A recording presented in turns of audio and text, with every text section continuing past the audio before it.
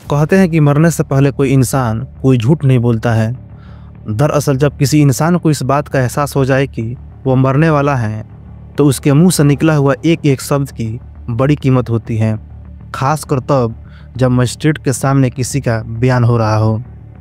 उन बयानों को जब कोर्ट में पेश किया जाता है तो जज भी उन बयानों को बड़ा गंभीरता से लेकर आरोपी को सज़ा सुनाता है। दरअसल आज की कहानी जो मैं आपको सुनाने जा रहा हूँ, इस कहानी में कुछ ऐसा ही होता है। लेकिन आज जो बयान दिए गए थे वो जज या कोर्ट के सामने या मजिस्ट्रेट के सामने नहीं दिए गए थे, बल्कि वो अपनी भाभी से कुछ ऐसी सच बता के जाती हैं जिस सच को सुनने के बाद उसकी भाभी के पैरों तले ज़मीन खिसक जाती है। दरअसल एक लड़की ने 7 जन्मों तक जीने मरने की अपने पति के साथ कस्में खाई थी, लेकिन वो अपने पति के साथ महज 7 दिन तक ही जिंदा रहती हैं। लेकिन 7 दिन उसने एक एक पल को कितनी मुश्किल से जिया होगा, शायद आपको इस बात का अंदाज़ा भी नहीं होगा। दरअसल उस लड़की के साथ जो हुआ था वह वाकई बहुत ही भयानक होता है। इस कहानी को सुनने के बाद शायद आपको ऐसा ही लगेगा कि कोई पढ़ा लिखा इंसान ऐसा कदम नहीं उठा सकता, जबकि जो व्यक्ति हैं जो कदम उठाता है वह पेशे से इंजीनियर होता है। दरअसल यह घटना उत्तर प्रदेश के एक ज़िला है हमीरपुर का एक कॉलोनी लगती है PWD कॉलोनी। 3 फरवरी 2024 की शाम यहाँ से लगभग 22 किलोमीटर दूर एक ज़िला है जालौन, उसी का ही एक इलाका लगता है उरई के रहने वाले विजय ओमेरे। उनकी बारात गई थी इसी हमीरपुर सदर कोतवाली क्षेत्र में। जब बारात जाती है तो बारात में घर के लोग भी, बाराती लोग भी और परिवार रिश्तेदार सभी लोग शामिल होते हैं। बड़ी धूमधाम से शादी समारोह होता है। रात में जब फेरे हो रहे थे तो पंडित जी अपने जो भी फेरे की रस्में हो रही थी तभी दूल्हा और दुल्हन को वो कस्में भी खिलवाते हैं, साथ जीने की और साथ मरने की, वो भी 7 जन्मों तक। सब कुछ ठीक ठाक होता है। अगला दिन निकलता है यानी कि 4 फरवरी 2024 और दुल्हन को खुशी खुशी विदा कर दिया जाता है। और जब ये दुल्हन विदा हो रही थी तो लोगों में बड़ी खुशी की लहर भी थी, क्योंकि सब कुछ जो किया था उस लड़की के भाई ने किया था। भाई की वो ऐसी बहन थी इकलौती, क्योंकि माता और पिता पहले ही मर चुके थे। वह बहन को बड़े नाजों से पाला था, लेकिन उसकी उम्र लगभग 35 साल के आसपास हो चुकी थी। जब बहन विदा होती हैं तो काफ़ी विलाप भी होता है और खुशी भी मनाई जाती हैं, क्योंकि उसे तो ससुराल जाना ही था। अब लड़की जब ससुराल जाने के लिए विदा हो जाती हैं और वह जब पहुंच जाती हैं तो वहां जाने के बाद उसकी जो शादी की पहली यानी सुहाग रात की पहली जो रात होती हैं वो रात इतनी भयानक हो जाएगी, उस लड़की ने इस बात की कभी कल्पना भी नहीं किया था। दरअसल बताते हैं कि जो दूल्हा होता है वह सॉफ्टवेयर इंजीनियर होता है। उसकी भी उम्र लगभग 35 साल के आसपास होती है। शायद स्ट्रेस की वजह से या उसे खुद पर भरोसा नहीं था, तभी अपने दोस्तों से कुछ ऐसा मशवरा लेता है जो शायद उसे नहीं लेना चाहिए था। दोस्तों से बातचीत करता है और बातचीत करने के बाद सीधा अपनी बीवी के पास जाता है और कुछ खा लेता है। ऐसा दावा किया जा रहा है कि उसने शक्तिवर्धक गोली खाई है और गोली खाने के बाद वो अपनी पत्नी के पास जाता है और उसके साथ सुहाग रात मनाने की कोशिश कर रहा था। लेकिन पूरी रात निकल जाती है और वो अपनी पत्नी के साथ कुछ इतना गंदा, इतना घिनौना कृत्य करता है जैसे कि कोई हवस का पुजारी होता है और वह किसी लड़की का या किसी महिला के साथ बलात्कार करता है। पूरी रात वो अपनी बीवी के साथ कभी प्राकृतिक कभी अप्राकृतिक यौन संबंध बनाता है और जब उसकी पत्नी ने विरोध किया कि ये सब क्या कर रहे हो तो उसने अपनी पत्नी को पहली रात में ही उसको पीटता और डांटता भी और मारता भी। लेकिन वह अपनी जब तक उसकी हसरत पूरी नहीं हो रही थी तब तक वह उसके साथ ऐसा ही गंदा और घिनौना कृत्य करता चला जा रहा था। उसकी पत्नी विरोध भी नहीं कर पा रही थी। पत्नी का नाम दरअसल आरती उमेरे होता है। आरती उमेरे इस बात का विरोध नहीं कर पाई क्योंकि पहला दिन और ससुराल में कुछ कहेगी तो शायद किसी को बुरा भी लग सकता है, और कहते हैं कि यह तो सब एक प्रक्रिया होती है। इस प्रक्रिया से गुजरना हर लड़की का काम होता है। अगला दिन निकलता है। दिन निकलने के बाद वह उसकी तबीयत थोड़ी बिगड़ने लगती हैं, उसे उल्टियाँ होने लगती हैं। वह समझ नहीं पा रही थी कि उसे क्या हुआ है।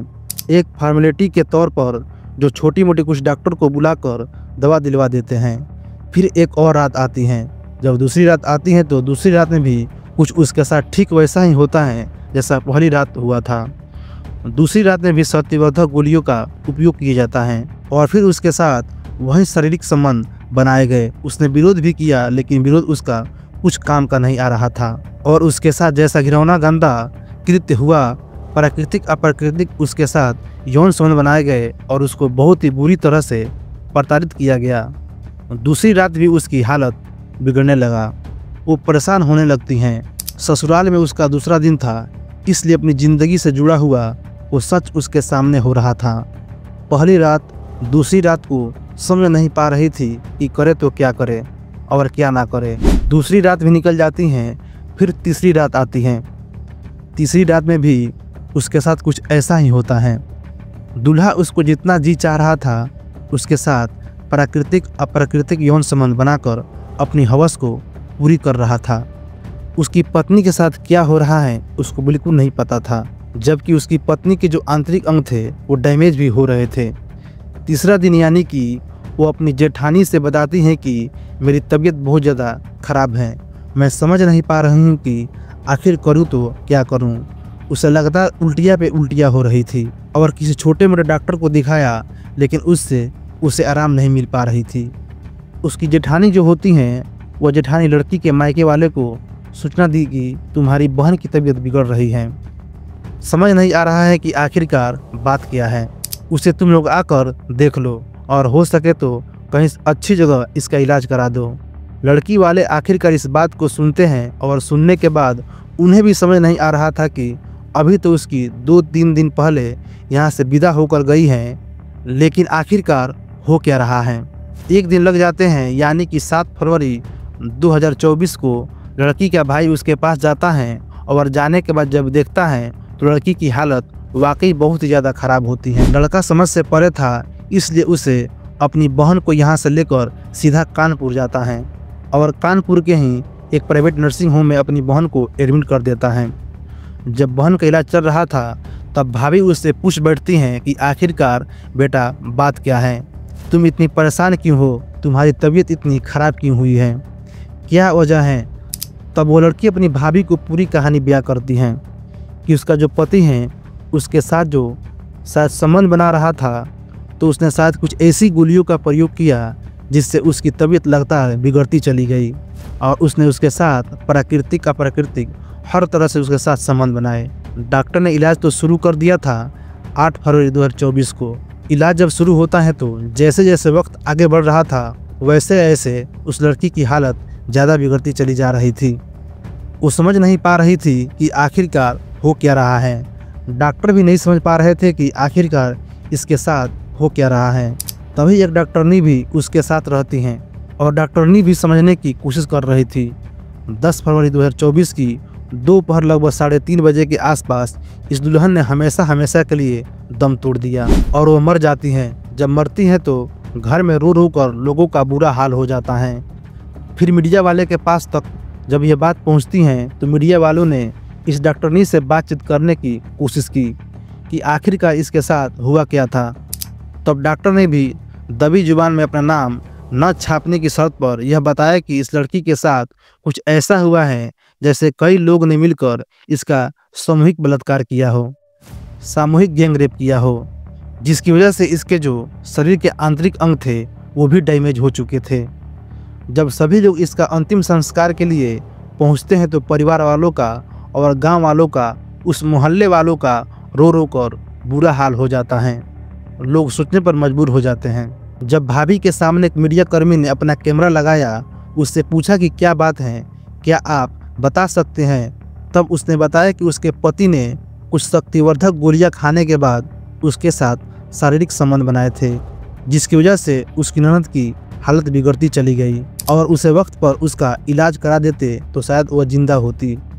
उसके साथ ऐसा कुछ नहीं होता।